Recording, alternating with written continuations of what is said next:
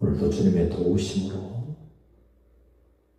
힘들고 어려웠던 그 환경들이 온전하게 변화되어지고 새로워질 수 있는 그런 주의 역사가 경험되어지는 날이 되시도록 예수님의 이름으로 축복합니다.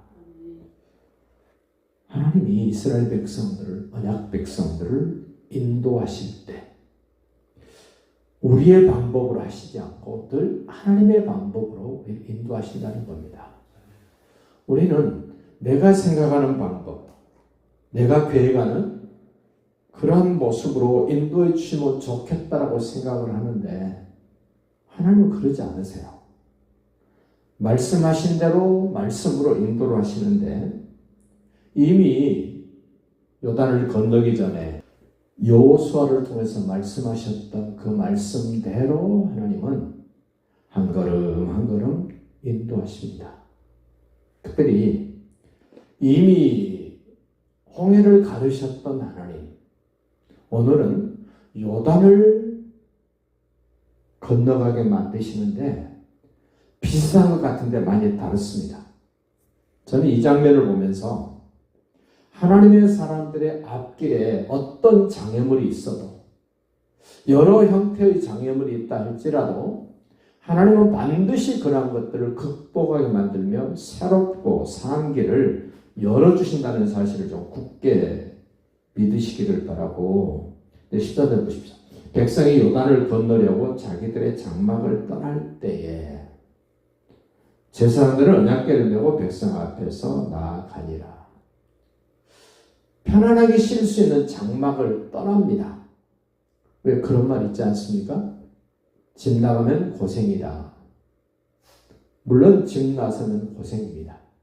그러나 하나님의 말씀을 따라가면 고생이 아니라 새로운 신비로운 것들을 경험한다는 것을 꼭 기억하시고 하나님이 말씀하신 대로 내가 지금 가고 있는가가 중요하지 집 나서면 고생인 것이 다가 아닙니다.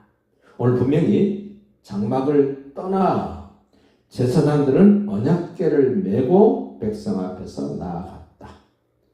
제사장들은 변함없이 해야 될 일을 꾸준히 계속합니다.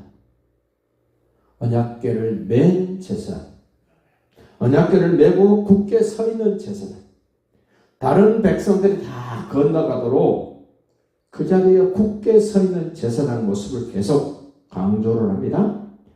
제사장들은 언약궤를 맸다. 또 15절 보십시오. 요단이 곡식 거두는 시기에는 항상 언덕에 넘쳤다.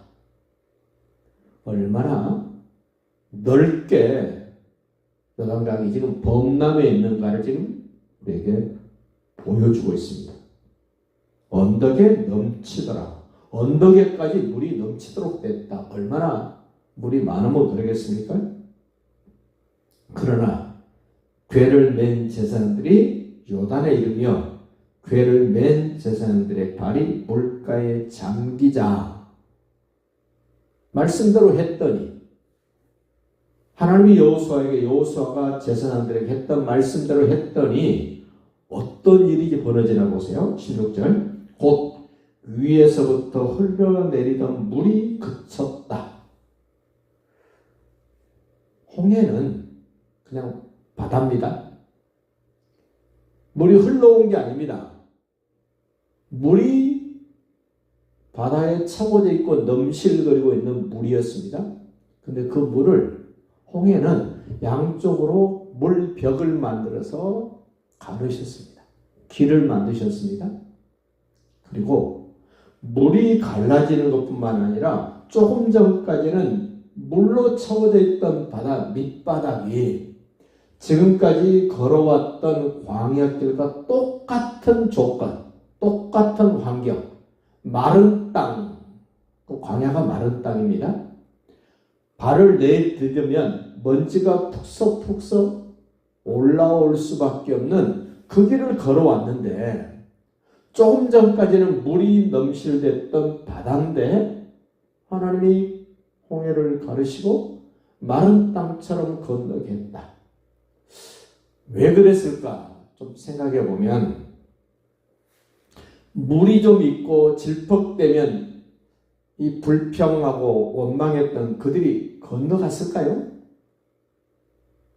하나님이 하시는 일은 우리로 하여금 핑계대지 못하도록 이런저런 내세우지 못하도록 하나님은 완벽하게 우리를 인도하시고 함께 하신다는 사실을 기억하시고 오늘 이제 저 위에서부터 흘러내리던 헐몬산에서부터 흘러내리던 요단의 물이 저 위에서부터 엄청나게 많은 물들이 흘러내리고 있는 요단입니다. 흘러내리던 물이 그쳤다. 말씀하신 대로 제사장들이 법궤를 메고 그들의 발이 물에 요단강에 잠기자마자 흘러내리던 물이 그쳤다. 상상해 보십시오. 엄청나게 많은 양의 물이 흘러서 내리다가 아니 제사장이 법궤를 메고 요단강에 발을 들여놓자마자 물이 그친 겁니다. 흘러내리던 물이 그쳤습니다. 보십시오. 매우 멀리 있는 아담성읍 변두리에 일어나 한 곳에 쌓이고 뚝도 없는데 댐도 없는데 물이 그냥 저쪽 아담성읍 거기에 물벽이 만들어서 물이 쌓입니다. 홍해보다 더 신비로운 장면 아닙니까? 홍해는 그냥 바다를 그냥 갈라놓고 건너가라 그랬습니다만은 요단강은 엄청나게 많은 물들이 흘러내리다가 지금 딱 멈추고 저쪽 한켠에 물벽이 만들어 쌓입니다. 그 다음 말씀도 보십시오. 아라바의 바다 여매로 향하여 흘러가는 물은 온전히 끊어졌다. 마치 무를 자르듯이 요단 강물을 딱 잘라서 위에는 물이 계속 쌓이게 만들고 흘러가던 물들은 빨리 신속하게 흘러가게 만들어버리고 언약 백성들이 건너야 될 요단강을 마른 땅으로 만들었다. 우리는 갈라진 것만 생각하는데 갈라진 것보다 더 신비로운 내용.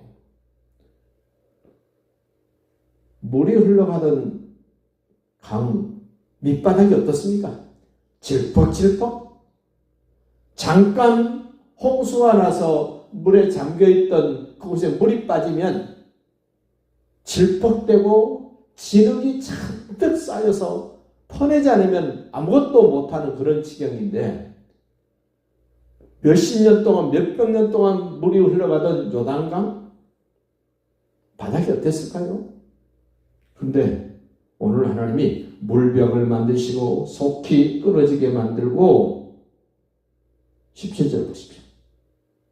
여호와의 언약궤를 맨 제사장들은 요단 가운데 마른 땅에 굳게 섰고 마른 땅에 굳게 섰답니다. 지금까지 광야를 걸어왔던 그 길과 똑같이 만들어 놓으시고 건너가게 하십니다. 그 모든 백성이 요단을 건너기를 마칠 때까지 모든 이스라엘은 그 마른 땅으로 건너갔더라. 이 강조되어진 것. 요단강이 갈라지는 것뿐만 아니라 물이 멈추는 것뿐만 아니라 마른 땅으로 건넜다. 마른 땅에 섰다. 하나님은 언약 백성들을 위해서 하시는 일이 완벽합니다. 온전합니다. 주께서 아버지 집으로 가는 길을 만드신 예수님도 완벽하게 해놨습니다. 우리가 뭘 더해야 될 게 없습니다. 내가 뭘 힘써서 애써서 미비한 것을 보충하고 부족한 것을 채워서 내가 해야 될 일이 하나도 없도록 하나님은 완벽하게 완전하게 다 해놓으셨습니다. 우리는 그 주님을 바라보면서 홍해도 요단강도 조건이 다르고 형편이 다르고 환경이 다를지라도 하나님의 언약 백성들이 하나님의 말씀을 따라가는 여정 속에 문제가 있다면 하나님은 반드시 그 문제를 완벽하게 해결하시고 우리로 하여금 그 길을 통과하게 하신다는 그 하나님의 인도하심과 하나님의 일하심을 끝까지 신뢰하시고 힘을 내셔서 언제나 승리하시는 복된 삶이 되시기를 예수님의 이름으로 축복합니다.